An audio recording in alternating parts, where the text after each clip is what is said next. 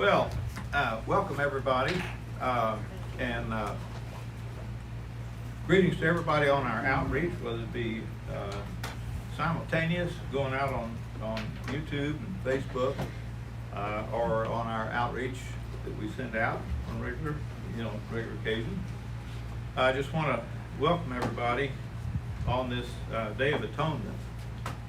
You'll notice that's the title of it, is Atonement, or the Day of Atonement. And so, anyway, it's a very interesting study on the Day of Atonement. From time to time, I change my mind a little bit about what it all means, because these days, these appointments that we have, there are 7 of them, and there are requirements. They're called moedim or moeds. So each one of them stand for something, and it's our, I guess, objective, you might say, to learn what those ways are. So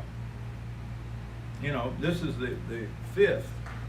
The Day of Atonement is the 5th of Yahweh's 7 annual holy days, and it's known in places as Yom Kippur in Israel, which is celebrated and observed on the 10th day of the 7th month of the biblical calendar. And of course, that is the calendar that we use, which is another study all by itself. And if anybody either in here or out there do not understand the calendar, we have a lot of information on how that is created and how it works.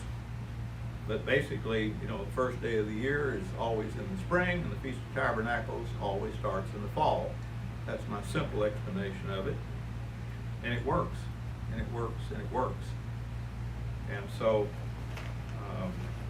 I know that we are right now celebrating this probably somewhere close to a month later than almost everybody else observed this particular moed that we're, I would say we're on time, everybody else is early.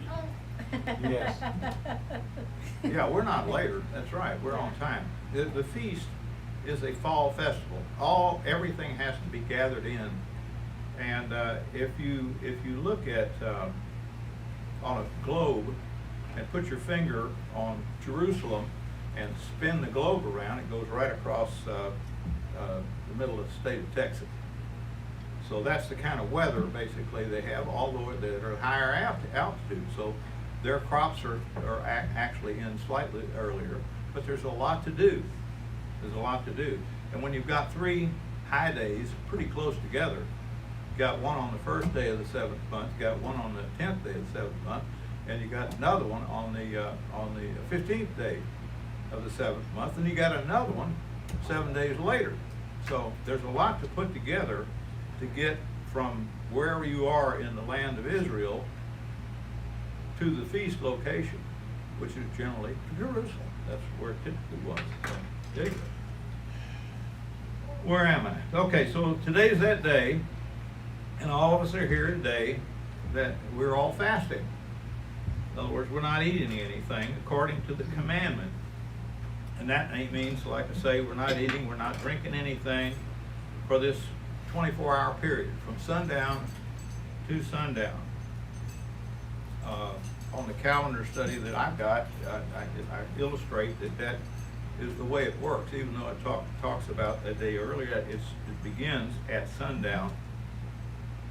So anyway, let's take a look at where this occurs. I'm splitting it up in a couple of places, but Leviticus 23 verse 27 is where I want to start, because that's where it starts in the book of Leviticus. Is where all of Leviticus, the 23rd chapter, is where all of the feast requirements are where they're called for, is in that particular chapter. Now, the meaning of all these days is not in that chapter. Basically, it's just those are the commandments. So it says, however, this is verse 27. However, on the 10th day of this 7th month is the Day of Atonement. It shall be a holy convocation. That's this moed that I mentioned. In other words, it's a requirement. to you, and you shall afflict yourselves, and you shall offer an offering made by fire to Yahweh. It says, you shall do no manner of work. It's a statute forever, throughout your generations. I mean, it's never going to go away. And in all your dwellings. It shall be a Sabbath of solemn rest. But we're not going to be doing anything, and you shall deny yourselves. Okay, we'll go into a little bit of this. But we're going to deny ourselves in the 9th day of the month at evening. That's what I was saying. It's from sundown to sundown. It begins at the end of the 9th day. It begins on the. It ends at. It begins at the end of the 9th day and the beginning of the 10th day. If I can get my mouth to work, I called John Robert earlier today. So I'm trying to keep it all together. But anyway, so in the 9th day of the month at evening, from evening to evening, you shall keep your Sabbath. So it is a Sabbath.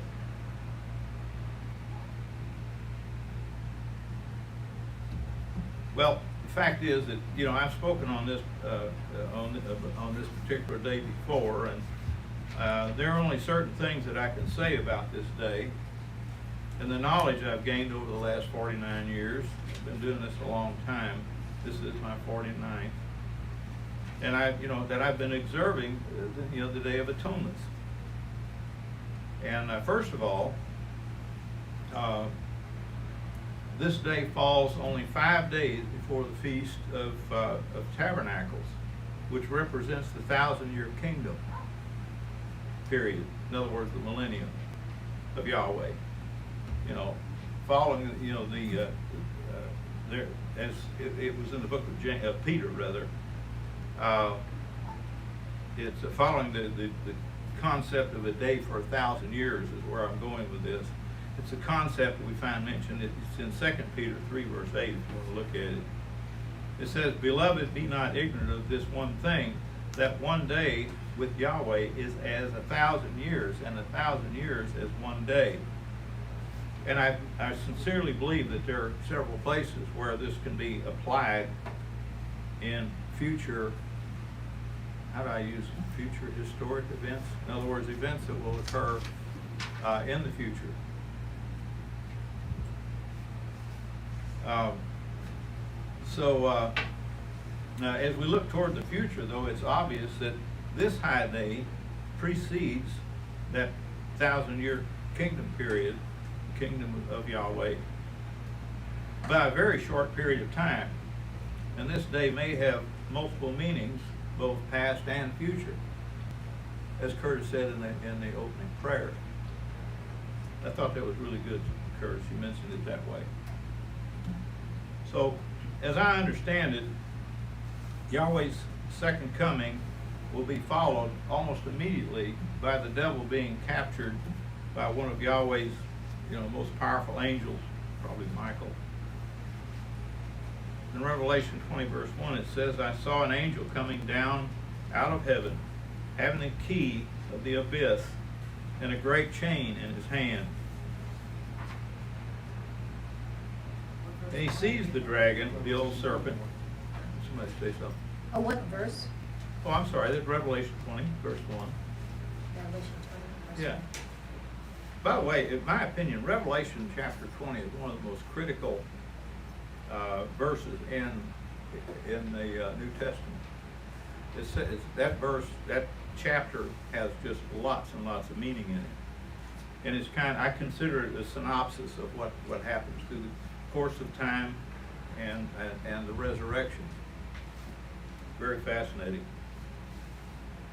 So anyway, and he sees the dragon, the old serpent, which is called the devil and Satan, who deceives the whole world, the whole inhabited earth, as this version says, and bound him for 1,000 years. So this character is going to get locked up, and he cast him into the abyss.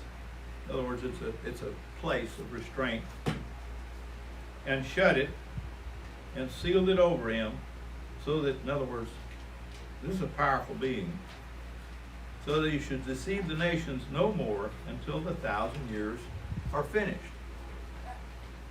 And then just as an aside, it's not part of what I'm saying, but as an aside, he's going to be released toward the end of that period of time, and there's going to be a rebellion, which it seems like the most ridiculous thing, that people, after all this period of time, would fall for anything that the devil would have to offer, but apparently there are going to be some that fall for it. So anyway, that's another subject altogether. Every year, one segment of these 7 solemn assemblies that we have, that we hold on the Day of Atonement, or Yom Kippur, which is where we are observing today, obviously, it pictures the time when Satan's deception of the whole world, found in Revelation chapter 12, which I'm not going to go there, would be stopped. The people were instructed to do no work on that day. In other words, on this day we're celebrating, because it is the Day of Atonement, when atonement, like a sacrificial cleansing, you might say, is made before Yahweh, our Elohim. And it also comes with a very strong admonition. I want to go back now to Leviticus 23, and we'll read what the admonition is. It's in verse 28. And it says, "You shall do no manner of work in that same day, for it's the Day of Atonement, to make atonement for you before Yahweh, your mighty one." And atonement, by the way, means a compensation for wrong. The definition of that word. Verse 29, "For whoever it is who shall not deny himself in that selfsame day shall be cut off from his people." That's a pretty strong admonition. In verse 30 it says, "Whoever it is that does any manner of work in that day, selfsame day, that person I will destroy from among these people." So this is our day off. I mean, we not only fast, we don't work. I consider this a solemn assembly. I mean, when I look at the Feast of Tabernacles, I don't look at it so much as a solemn assembly, even though we have 2 high days there, and we have to do the same thing in the days of no leaven. But this one is a little different. We just celebrated the Yom Teruah, the feast of shouting or noise or trumpets or whatever you want to call it. There's a lot of different ways you could describe it. So as we come to this next day, this Day of Atonement, the events of that day were rich in symbolism. The main feature of that day's ceremonies was the selection of 2 goats.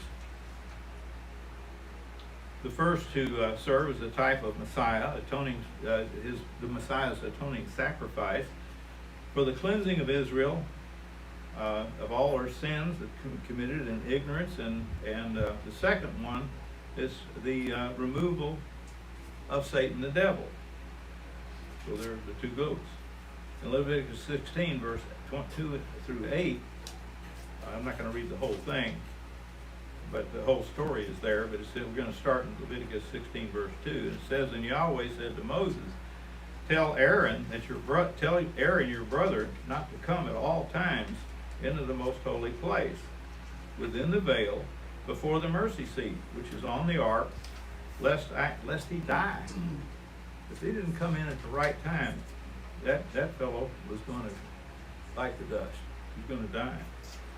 So anyway, lest he die.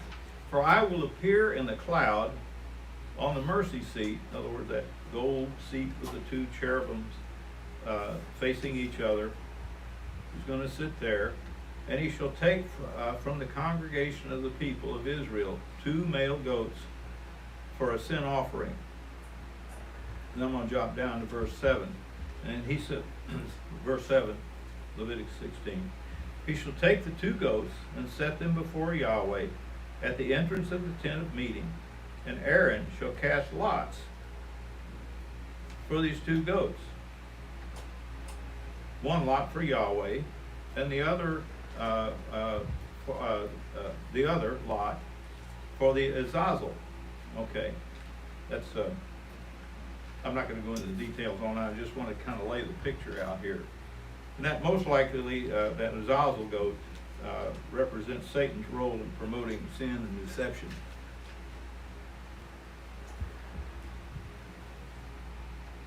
So now to Leviticus 1 through 16 state this. I'm not going to read that entire part of it at this point. It says, he, the high priest, shall slaughter the goat of the sin offering, and I would assume that's representing the shed blood of Messiah, that for the people, and to bring his blood inside the curtain, sprinkling it upon the mercy seat and before the mercy seat. Thus you shall make an atonement for the sanctuary, because of the uncleanness of the people of Israel, and because of their transgressions, all their sins. You know, I just wonder, do the people of the nations that fit that particular description, where are there many of them today? Lots. A lot of people fit into that category. And there are by population, there are very few really, really righteous people on this earth that keep Yahweh's commandments and obey them and understand them. True righteousness is almost unheard of anywhere on earth today, in my opinion. You know, what defines righteousness? Well, it's in Psalm 119, verse 172. It's actually in a couple of other places in Psalm 19, but, you know, it says in that particular verse, in verse 172 of Psalm 119, for all your commandments are righteousness. And I would have to say that a very low percentage of people today obey the commandments in that sense. So back to Leviticus, I'm talking about the second goat. Okay, Leviticus 16, 21 and 22, it says, Aaron shall lay both hands on the head of the live goat and confess over it all the iniquities, all the sins of the people of Israel, and all their transgressions, and all their sins, putting them on the head of that particular goat, and sending it away into the wilderness by means of some designated for, someone that's designated for doing that. In your version, it probably talks about a fit man. But anyway, and the goat shall bear on itself all their iniquities to a barren place, and the goat shall be set free in the wilderness, just turned loose. But it's in a wilderness. It's not around population, apparently. So the way they're presenting this. So, like Satan, this goat is sent into an uninhabited location where he can do no harm.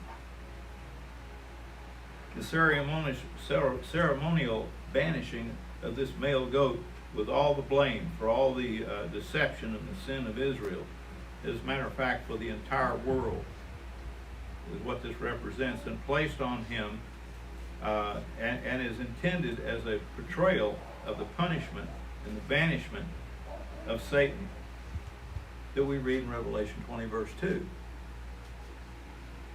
just before Yahshua sets up his kingdom. So this Day of Atonement pictures a major event in the plan of Yahweh, Yahweh Elohim, the Father and the Son. As we will see in that binding of Satan for 1,000 years is at the end of this particular present age and at the beginning of the kingdom of Yahweh. Have you ever asked yourself, what am I doing to prepare for this great event? Are you ready for the Day of Atonement and what it pictures? Some may assume that since Yahweh will take care of the binding of Satan before the people of the earth become one with Yahweh, there's little for us to do to prepare for this significant event. However, the parable of the 10 virgins suggests otherwise. In the biblical analogy with these 10 virgins, 5 wise virgins took a supply of oil with them in their lamps when the bridegroom came, and those who were ready went in with him to the wedding. And I think that particular time is actually celebrated by the day of Pentecost. Following the day of Pentecost, there's a period of time between Pentecost and the fall festivals, and I think that may be what that's all about. You know, I can't nail this down in solid terms, but this is what I believe at this point. So he went into the wedding, and the door was shut. Matthew 5 verse 10 is where that's explained. I'm going to write that down. The foolish virgins were out of oil when the bridegroom came, and missed out on being part of the wedding with Messiah. And this is because they were not prepared. Symbolically, these wise virgins became one with the bridegroom at the wedding because they had prepared for this event. The foolish virgins lost the opportunity to become one with their prospective husband because they were not prepared when he came. Just wasn't ready for that. And the wedding in this particular parable portrays the marriage of Messiah and the assembly, or the church, if you want to call it that. Revelation 19 verse 7. Turn there. It says, "Let us rejoice and be exceedingly glad, and let us give glory to him. For the marriage of the Lamb has come, and his wife has made herself ready. It was given to her that she would array herself in bright, pure, fine linen. For the fine linen is the righteousness acts of the saints." So what is righteousness? That's in Psalm 119, verse 172. Again, all your commandments are righteousness. So we need to, any believer needs to pay attention to Yahweh's commandments and try to fulfill them as best we can. As long as we're alive, that's what our objective is. The oil and lamps analogy is symbolic of their lack of Yahweh's Holy Spirit. The wise virgins were filled with the Holy Spirit and were prepared to become with Yahshua, at his return. The foolish virgins were not using Yahweh's Holy Spirit, so they were not ready for this particular event. It's a very important event. And there's also some important lessons for us that we need to learn if we want to be ready for the Day of Atonement and what it pictures in the future. A time when the faithful believers will finally have an opportunity to become one, as in a marriage, with the Son of Yahweh.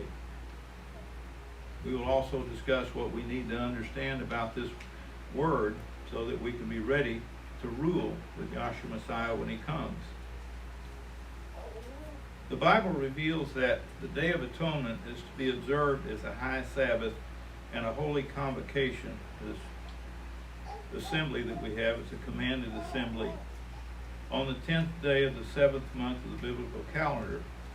And like I've said, that's what we're doing today. And what I want to take a look at here, again, it's in Leviticus 23. I want to start with verse 26. It's kind of a repeat. On the 10th day of the 7th month is the Day of Atonement, and this shall be a holy convocation, and you shall afflict yourselves. And you shall offer an offering made by fire to Yahweh, and you shall do no manner of work in that particular day, on that same day. For it is the Day of Atonement, make atonement for you before Yahweh your Elohim. So this is the whole section that we were reading before. I'm going to read it because I intended to cut this out here. I'd already covered it, but I'm going to read it some more. So verse 29. For whoever it is who shall not deny himself that same day shall be cut off from his people. whoever it is that does any manner of work on that same day that person will be destroyed from among his people. So you should do no manner of work. It is a statute forever throughout your generations and all your dwellings. And it shall be a Sabbath of solemn rest to you, and you shall deny yourselves in the 9th day of the month at evening, from evening to evening. Doesn't hurt if I repeat that, does it? I actually meant to delete that out of here. So anyway, the statement that it shall be a statute forever indicates how important this day is to Yahweh. Yahweh commands us to afflict our souls on the Day of Atonement, meaning we are to fast on that day, but we are to do it in a proper way. It's in Isaiah 58, verse 3, and this is what it says, Isaiah 58:3. Why have we fasted and say they, why have we fasted, say they, and do not see? And why have we afflicted our soul, and you take no knowledge? Behold, in the day of your fast you will find your own pleasure and exact all your labors. This is the world out there. They don't even know anything about it. But fasting is a very humbling experience, and it helps us to become more receptive to Yahweh's teaching and our willingness to do as He commands. Acts 27, verse 9. Paul's comment that the feast was already over refers to the fast on atonement, which clearly indicates that the New Testament assembly was observing that fast that we are today.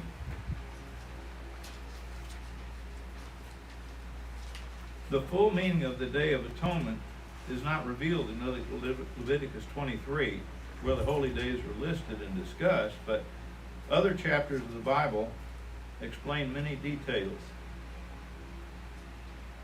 Yahweh told Moses to perform on the Day of Atonement a ceremony involving 2 goats.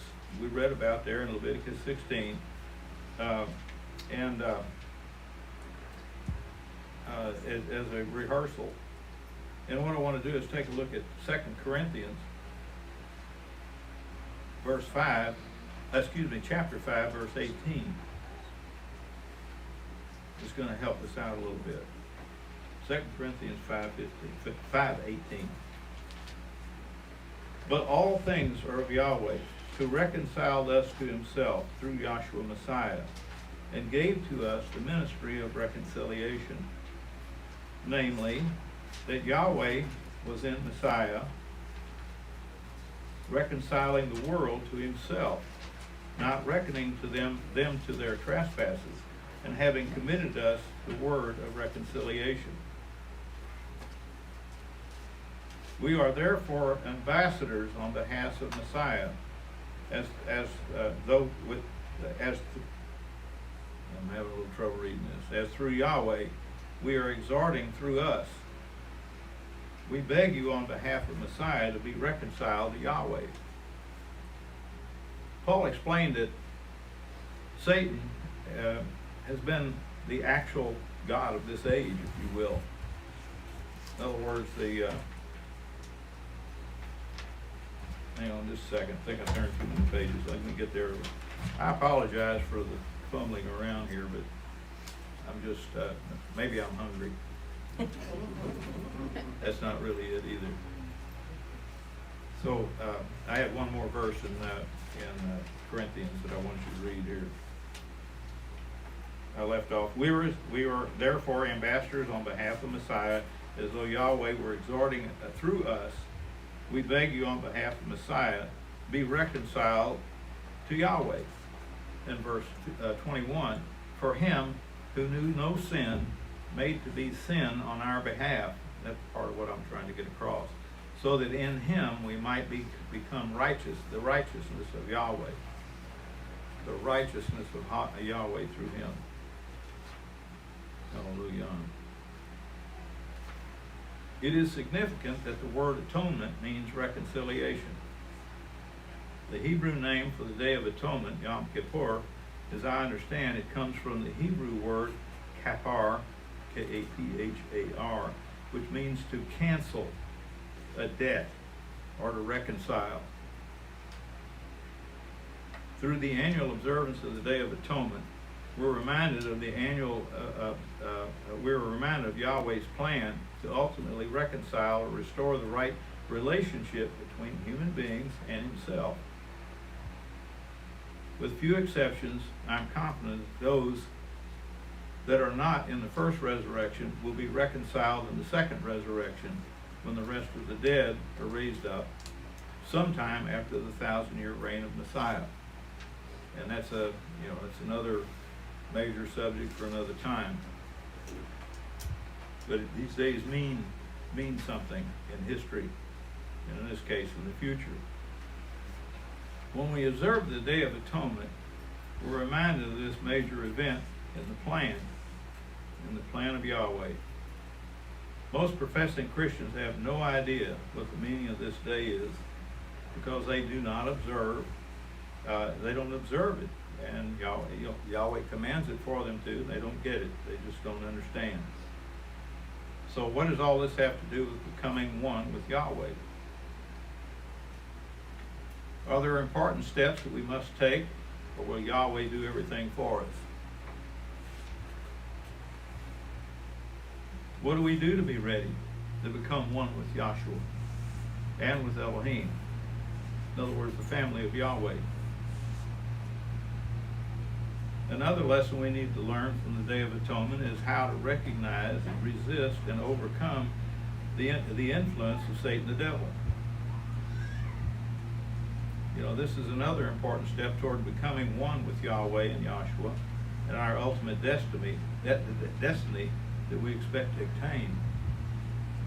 I mean, the future is pretty exciting when you put this together.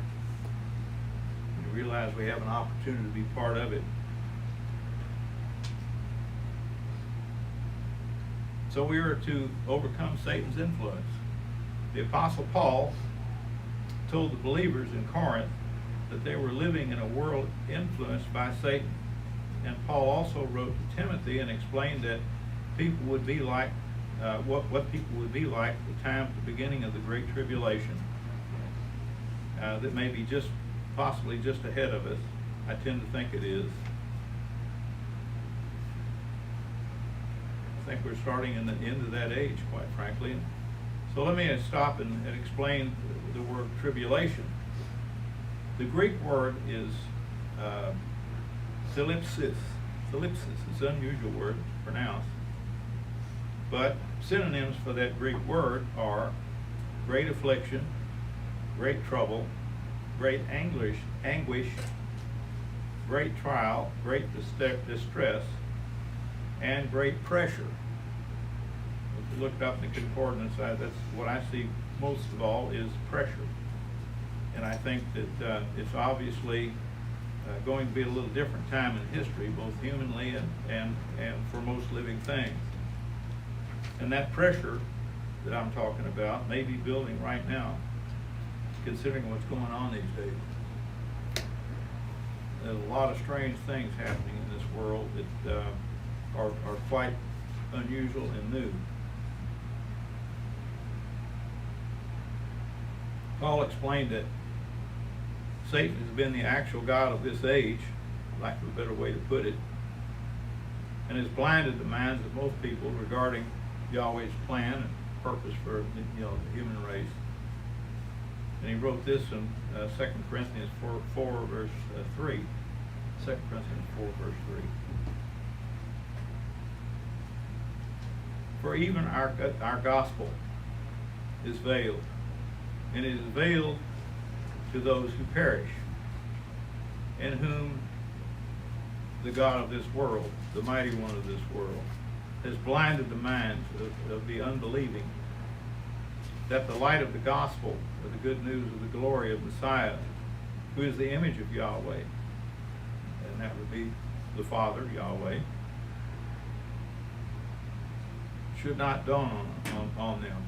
So we also find that Satan deceives the whole world, Revelation 12 verse 9, by promoting lies and spreading false and misleading doctrines in every religion that you can possibly imagine, and all of their ideas. Joshua was on Mount Olive and was speaking to the ministry of that day, and this is what he said to them. These, all the Pharisees and all them. And it goes for most of the Christian ministry today. John 8, verse 43. He says, "Why do you not understand my speech? Because you cannot hear my words. You are of your father, the devil, and you want to do the desires of your father. He was a murderer from the beginning and does not stand in the truth, because there is no truth in him. When he speaks a lie, he speaks of his own, for he is a liar and the father of it." And this is basically what religion has become, a bunch of lies. Oh, some truth mixed in, of course. And Satan has used misguided Christian leaders to preach a different gospel and deceive people by twisting the scriptures out of context. In so many ways, it's almost beyond description. Second Corinthians 11, verse 13. 2 Corinthians 11, 13. It says, "For such men are false apostles, deceitful workers, masquerading." They don't even know it. They don't even know they're doing it. They're masquerading as Messiah's apostles. And no wonder, for even Satan masquerades as the angel of light. And it's no great thing, therefore, if his ministers also masquerade as servants of righteousness, whose end will be according to their works. I would say that that would be a pretty dangerous occupation for them to have. Wouldn't want to be a preacher. At least like we find on TV. So Paul admonished the true believers to come out of this world and to separate themselves from the ways of the religious practices. And he also warned members of the assembly that they must understand how the devil operates and how they should not be ignorant of Satan's devices. There are lots of them.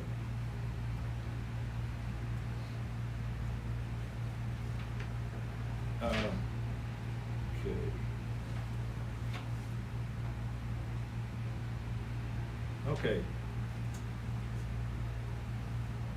The devil's deceptions include provoking wrong thoughts and ideas that lead to wrong actions. Basically, let's go to Ephesians 2, verse 1. I'm going to read a little bit here.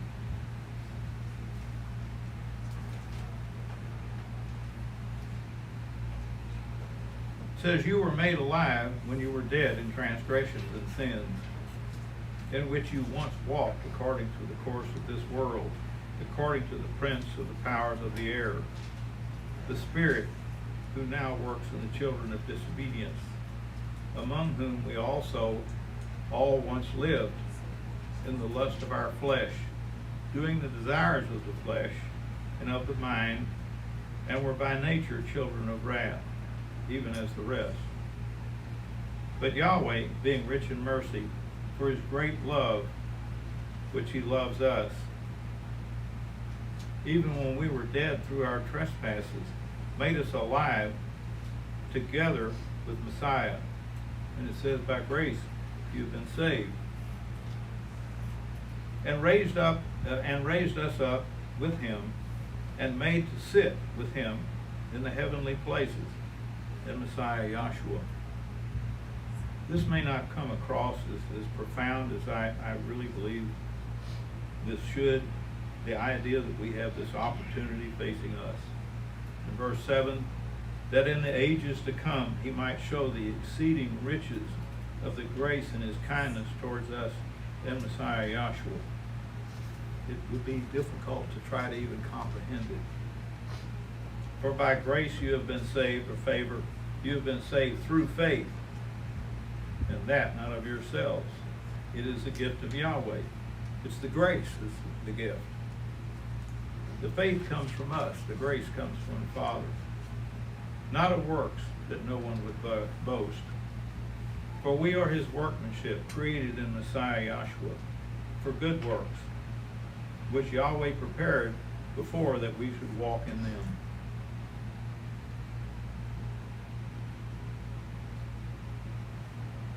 Well, now I want to switch gears a little bit and speculate on something else that this fast day may symbolically mean when it comes to a specific future event. Something I've been thinking about for a while. And this event I'm talking about is worthy of a fast, that we might escape what will happen before the kingdom of Yahweh is established. Acts 2 verse 20 and Revelation 6 verse 12 mention what I'm about to read. I'm not going to read that, but I'm going to read something else here shortly. And it's only 5 days before the 1,000-year Sabbath rest pictured by the Feast of Tabernacles. I mean, it's really close. You know, could this be a reason for a fast, what I'm about to read? I really want you to think about this. It's in Joel chapter 2.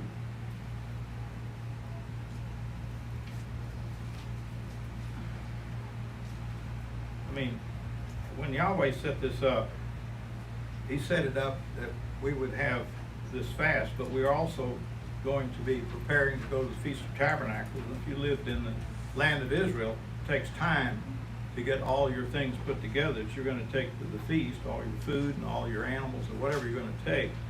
And so there has to be a period of time, but I'm beginning to think what I'm about to read here is actually very close to the beginning of what the Feast of Tabernacles represents, which is the kingdom of Yahweh, led by the saints. Okay. It says, blow the trumpet in Zion and sound an alarm in my holy mountain. Exclamation point. Let all the inhabitants of the land tremble. For the day of Yahweh, keep that phrase in mind, day of Yahweh, comes, for it is close at hand. Now, I personally don't claim to know exactly what time period this occurs, but I am speculating, okay? A day of darkness and gloominess, a day of clouds and thick darkness. As the dawn spreading on the mountains, a great and strong people, and there has never been the like, neither will there be any more after them, even to the years of many generations. Of course, we do know that there will be another rebellion at the end of the 1,000-year period. It's pictured by the Feast of Tabernacles. At the end of that, there will be another rebellion, and Satan is going to be released, and he's going to deceive a lot of people that are alive at that time. So, but it talks about even to the years of many generations. So, during that period of time, there will be other generations. A fire. This is what we're talking about, the Day of Atonement here. That's the purpose of all this. A fire devours before them, and behind them a flame burns. The land is as the Garden of Eden before them. Look out the window. It really looks nice. I mean, we live in a very wonderful world. Like the Garden of Eden before them, and behind them is a desolate wilderness. Yes, no one has escaped them. The appearance of them is as the appearance of horses, and as horsemen do they run. Like the noise of chariots on the top of mountains do they leap, like the noise of a flame of fire that devours the stubble, like a forest fire. A strong people set in battle array. At their presence the people are in anguish. All the faces have grown pale. They run like mighty men. They climb the wall like warriors. They each march in their own line, and they don't swerve. They don't deviate off their course. Neither does one jostle another. Then they march every one in its path. And they burst through the defenses and they don't break rank, do not break ranks. They rush on the city, they run on the wall, they climb up into the houses, they enter in at windows like thieves, and the earth quakes before them. There's other places where it talks about earthquakes. The heavens tremble, the sun and the moon are darkened, and the stars are without their shining. In other words, it's really a terrible time. Yahweh thunders his voice before his army, for his forces are very great, for he is strong who obeys his command. For the day of Yahweh is great and very awesome, and who can endure it? So, the idea, Yahweh, even in Joel, calls for a fast in 2 different places. And it's obvious that this is a huge event around and about the time of the return of Messiah. It's just before he returns. Most of humanity will die when all of this comes to pass. When the tribulation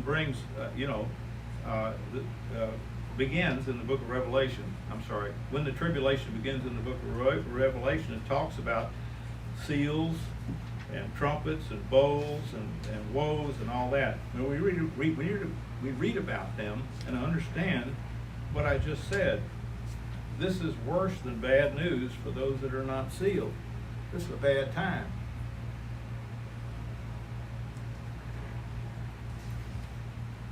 And you can read about all that in Revelation 19, verses 11 through 20. Actually, it's all the way through Revelation 20, verse 3, which we've already covered. So it should be obvious, to a casual observer that something in government has changed as part of this past year, this 2020. Things have changed in the age that we're living in right now. Starting with this so-called pandemic that we're living in, we've experienced, and we are experiencing it right now as I speak. It's on. You turn on any television, and that's what you're going to see, is something about this pandemic. So I guess the point is, who knows what's going to happen in the future and how far away it is. Can we expect a worldwide global takeover, ushering in what the scriptures call Jacob's trouble? That's in Jeremiah 30, verse 1 through 7. Jeremiah's trouble. Jacob's trouble, in Jeremiah. So could it be the beginning of the Great Tribulation and the emerging of the Antichrist? I don't know. But there sure are some things changing out here that are very unusual. It's kind of hard to get your head around it.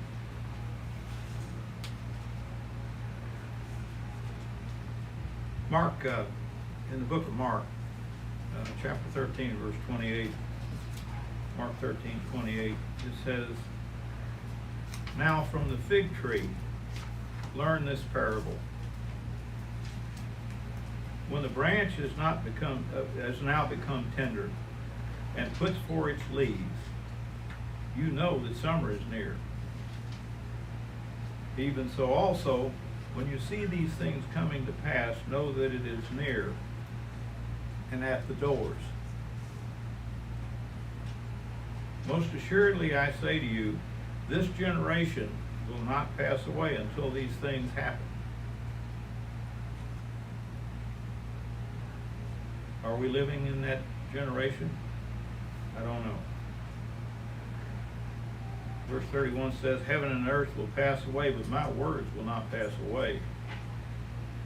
But of that day and that hour knows no one, not even the angels in heaven, nor the Son, but only the Father." It says, "Watch, keep alert, and pray, for you do not know when the time is. I know this is a little unusual, but I think we're living in a period of time that we're going to see some really, really major changes based on things that I've spoken about before, artificial intelligence, lots of rumors about lots of things going on that just aren't right. And so we're having all kinds of problems with, we could be having food shortages even soon. There's all kinds of things that are going on. They're starting to manufacture meat out of artificial, out of something that's not meat that they're going to be selling. And they don't have to tell you what's in that either. And so we don't know really what's going to be happening in the next few years.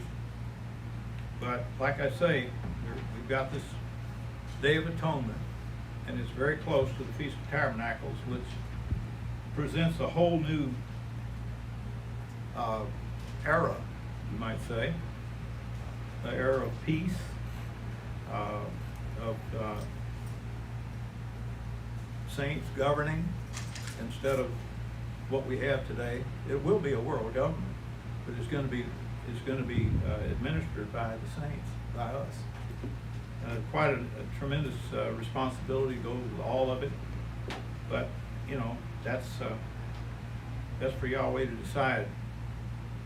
These holy days they picture events, all of them do, and some of these events they're past tense, and others are such as what we're experiencing today. They represent something future. The Day of Atonement, in my opinion, pictures a future event, and some of these future events will not be fun at all for non-believers, people that don't follow the way.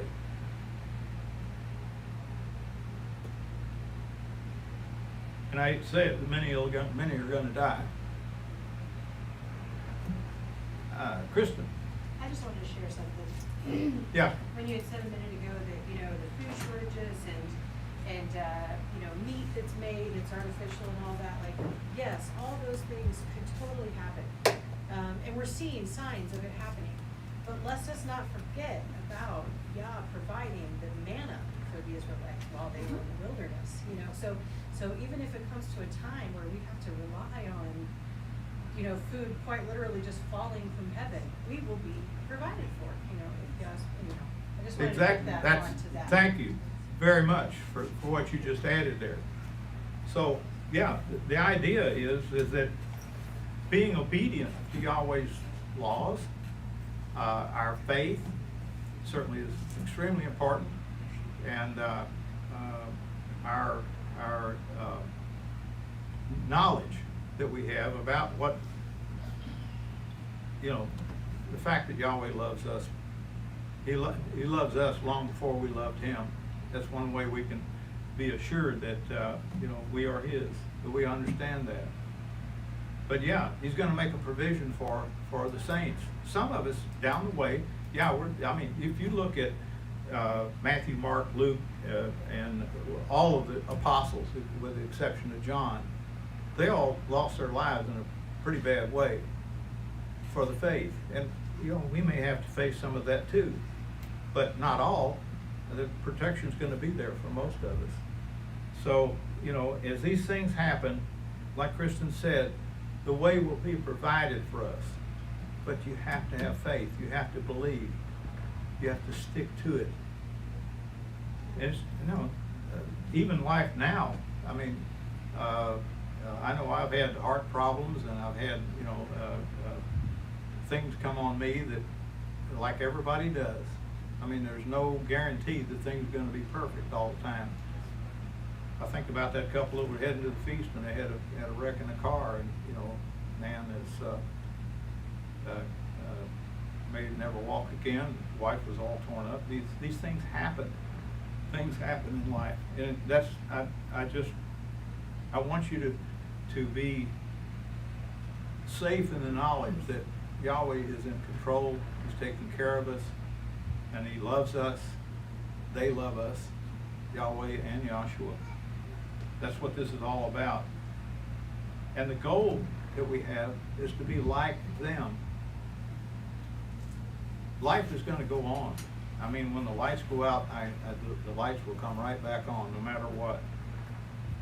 And so even though there is a time of gloominess that's ahead of us, there's also what the Feast of Tabernacle represents.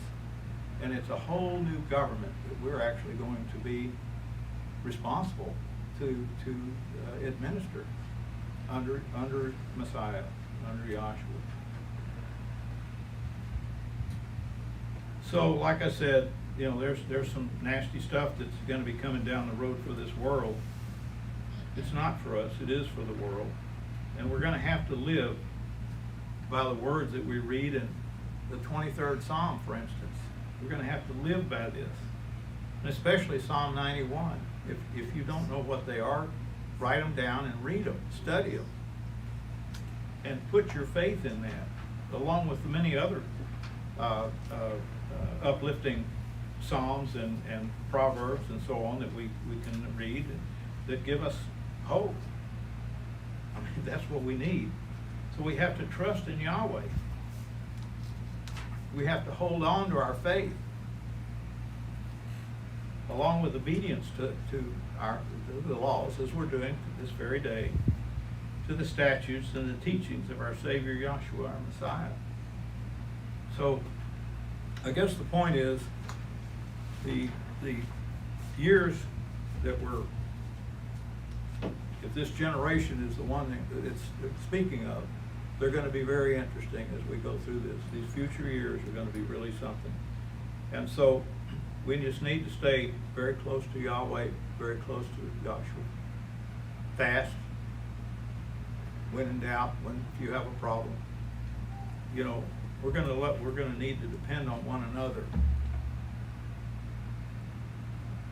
That's pretty much all I have for today. But, you know, would anybody like to say anything about what they think about this particular day and what it may portend in the future? Or did I cover it? Oh, you covered it. Did anybody else have anything before I do? Yeah, really. I mean, this is a special day. We don't have as large a crowd here as we should have, you know, sometimes.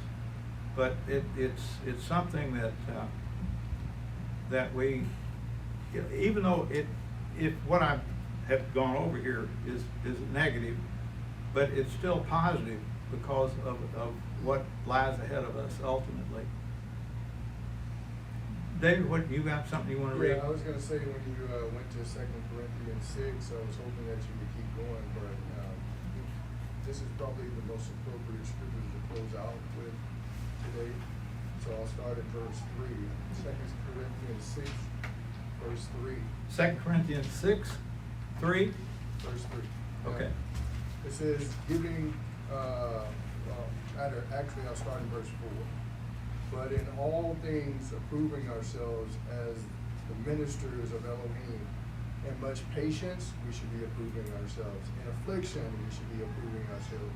In necessity, as we were talking about earlier, you know, relying on Yahweh, we should approve ourselves. In distress, which is going to come down even more so on us, we should be approving ourselves. In stripes, in imprisonment, in tumult, and labors, in watching, in fasting, we should be approving ourselves, which is what we're doing today. By pureness, by knowledge, by long suffering, by kindness, by the set apart spirit, by love, unvain, by the word of truth, by the power of Elohim, by the armor of righteousness, and the right hand, and on the left hand.